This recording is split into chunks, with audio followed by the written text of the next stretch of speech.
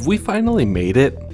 That's the question that's been echoing in my head since watching The Last of Us Season 1. By that I mean, have video games finally completed their agonizingly slow journey towards mainstream respectability? Well, no, obviously, you only need to have a single chat with your parents to be reminded that most people over 40 still view gaming culture with a mix of frightened incomprehension and sneering contempt. But between the Illumination Mario movie raking in the cash and HBO's adaptation of Naughty Dog's classic racking up critical and commercial acclaim, I feel like we're closer to that goal than at any point in my lifetime.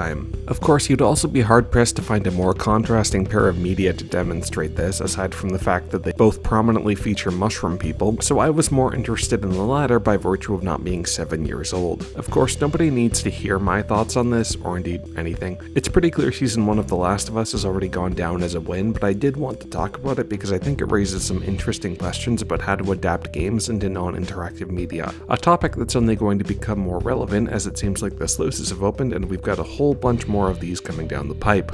Obligatory no fun explanation time. The Last of Us is an adaptation of Naughty Dog's 2013 video game. Set 20 years after a zombie apocalypse caused by the outbreak of a parasitic fungus, we find grizzled, cynical survivor Joel, played by Pedro Pascal, unwillingly thrust into stewardship of Ellie, played by fellow Game of Thrones alum Bella Ramsey, a teenage girl who is immune to the fungus. The duo must make a dangerous trek across the ruins of the US to find a lab where Ellie's mysterious immunity might lead to a cure. As you might have picked up from the intro, I'm pretty familiar with the game, so I'm going to be approaching this review through the lens of how it works as an adaptation. If you want to hear how it works as a standalone, there's plenty of mainstream controller-phobic normie coverage out there. The most noteworthy aspect of The Last of Us is how faithful it is as an adaptation. That's not to say there are no changes, there are, but on the whole, it's very clear that preserving the original story was a top priority for the team, which is unsurprising given that Last of Us creator Neil Druckmann is co-writing the adaptation alongside Chernobyl wunderkind Craig Mazin. It helps a lot that Naughty Dog's games are probably the easiest to adapt to a non-interactive format in the whole industry, with the heavy narrative focus, elaborately animated cutscenes, and cinematic presentation easily lending themselves to television, though apparently not so much for film.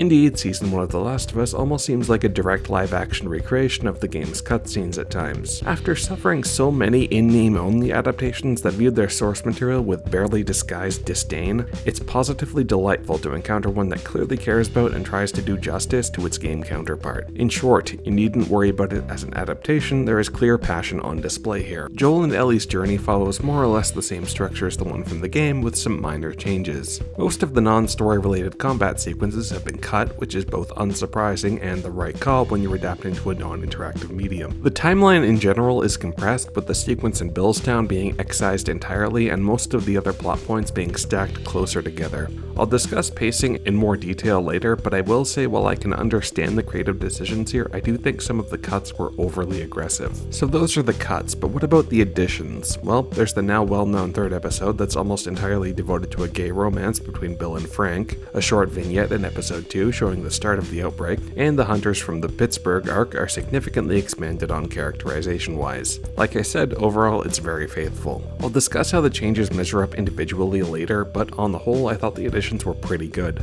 Before I get into that though, I'll discuss the nuts and bolts. Pascal and Ramsey are both solid leads. They don't look much like the game counterparts, true, but I thought they both captured the essence of the characters very well. I can't imagine that's too surprising. Pascal is already a well-respected actor for a reason, and Ramsey, while less well-known, was at least one of the few bright spots in the otherwise execrable last couple seasons of Game of Thrones. Show Joel is toned down a bit compared to the game, less of a stone-cold badass and a little more vulnerable both in terms of his combat abilities and psychology.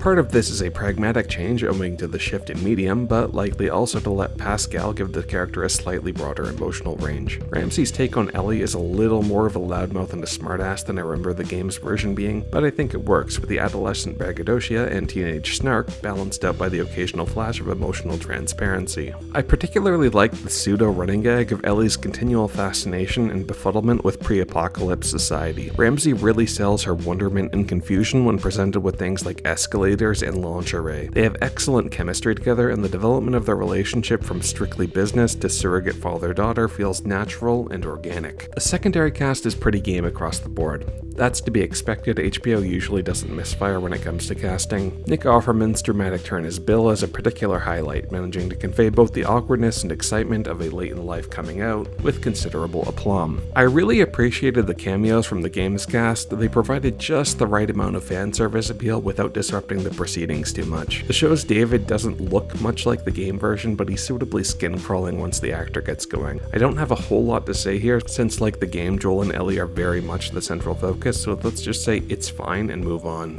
One of the most appealing aspects of The Last of Us to me personally has always been its depiction of a crumbling, reclaimed by nature version of a zombie apocalypse, and the show makes a lot of effort to replicate that aesthetic. Between this and Chernobyl, Craig Mazin's shown himself to have a real talent for capturing bleak, desolate, and foreboding environments. It really highlights just how cheap The Walking Dead's endless parade of industrial backlots look in hindsight. There's a few instances of conspicuous green screen, but that's basically a given in a modern big-budget series like this. HBO's production values really shine through here, and I can't imagine many other studios would have gone to the expense of bringing in a real giraffe. The cinematography is similarly capable, though that's so far outside my knowledge I hesitate to even bring it up, so let's just say it's fine and move on. The music is solid, seeming almost directly lifted from the games and capturing that pseudo-western melancholy that The Last of Us has always evoked as a franchise. As I mentioned above, action is significantly cut down from the game, but what is there looks great. I don't think anyone's surprised by this. HBO doesn't usually misfire on the technical stuff, usually, but yeah, it looks good, sounds good, all that jazz. So with a general it's solid leveled at the meat of the show, I'd like to get into the more interesting stuff, to me at least. I think the elephant in the room surrounding the discourse around The Last of Us from the perspective of folks familiar with the game is the pacing, and while I don't think it's a huge issue per se, I do agree that it's a little off. More specifically, it feels just a little too compressed. Season 1 clocks in at 9 episodes, 2 of which are almost entirely flashbacks, and several of them fall well short of the hour mark. In my view, adapting the first game into one season was the right call. It's not that long a game, but I do think going for the full 10 episodes would have given a little more room to breathe. I'm hesitant to point fingers here, since knowing the entertainment industry, there could have been all manner of behind-the-scenes fuckery we aren't privy to, so I'll just note that while some trimming of the fat is to be expected when adapting a game, some of the cuts seem a touch overzealous.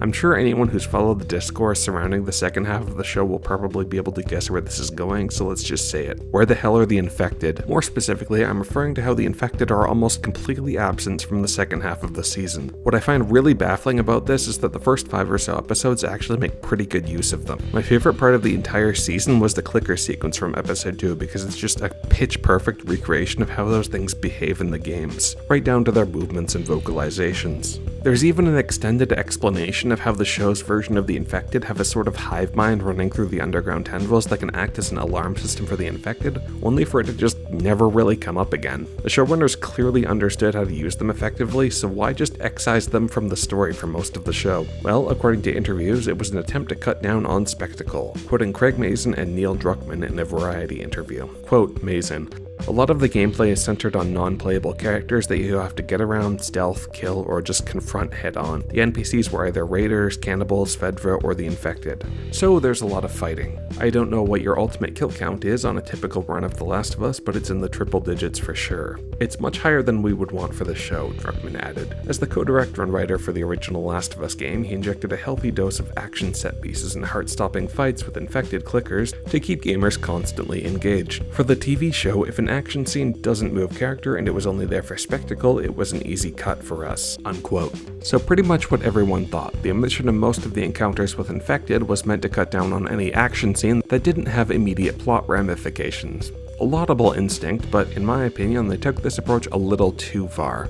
Not that we needed a 20-minute sequence of Joel burning infected with a flamethrower, but frankly, the later episodes kind of lose some of that sense of omnipresent peril that zombie media thrives on. Hell, the only real infected appearances from episode 5 on are flashbacks, so if you only caught the second half of the season, you could be forgiven for thinking that the infected don't even pose a threat anymore. Again, I'm not arguing that this should be like The Walking Dead, where after a while the zombies had lost so much impact that characters characters were offhandedly killing them as casually as they'd swat a mosquito, but surely there's a middle ground between that and just not having them be present at all. Basically, I think the creators may have made the mistake of conflating action with padding, and as a result, the final product feels a little stripped down. Action scenes don't necessarily have to have enormous plot ramifications to add to the story. To name one opportunity, I think carrying over the sequence where Ellie has to fight off infected with David would have been a good inclusion, to bait the audience into thinking David's a good guy just to really twist the knife when his true nature is revealed. I don't want to belabor this point too much. Like I said earlier, I have a suspicion there might be some behind the scenes budgetary or time reasons for this decision. One that springs to mind is that The Last of Us' particular depiction of the infected requires a lot more makeup effects than traditional ones, and maybe they just didn't have the budget for more clicker prosthetics or whatever. And the creators have already committed to including more infected in the already confirmed second season, so hopefully we get a little more room to breathe now that this show has proven itself a success. It's not a deal breaker by any means, the pacing's not even close to Game of Thrones Season 8 level bad, but I really like The Last of Us' take on zombies and I was disappointed we didn't get to see more of them, especially since to my knowledge this is the first time the whole special zombie conceit has been attempted in a mainstream big budget presentation.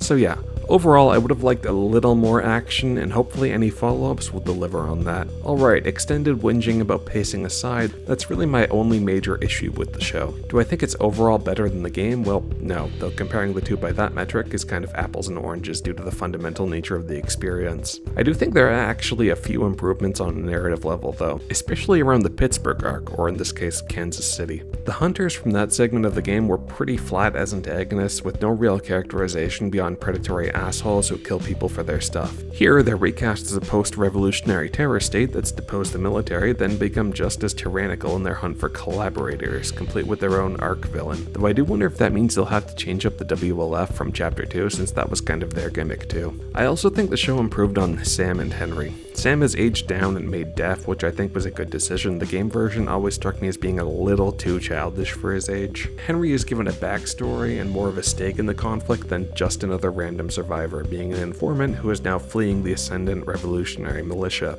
It's one of the benefits of the change of format. Where games usually have the expectation that they'll exclusively follow the player characters, a TV show can actually give us different perspectives to help flesh out the secondary cast. Speaking of which, I really like the little vignette showing the start of the outbreak in Jakarta. It really highlights Mason's gift for gradually escalating tension. If they could keep up that quality, I honestly wouldn't mind if we got the occasional little digression like this in the future, like a 22 short films about the post-apocalyptic fungus zombie hellscape kind of deal. Since I'm avoiding spoilers for this one, I think that's about all I have to say here. From the perspective of someone familiar with the source material, it's a solid, faithful retelling of a beloved story, albeit one with a few pacing issues and somewhat lacking in action. Between this and the positive reception towards Arcane and Cyberpunk Edgerunners, I'm more and more convinced that big budget prestige TV is the best medium to adapt games into rather than films. Now we just have to wait for season 2 so we can see a whole new generation of the fanbase get shattered all over again.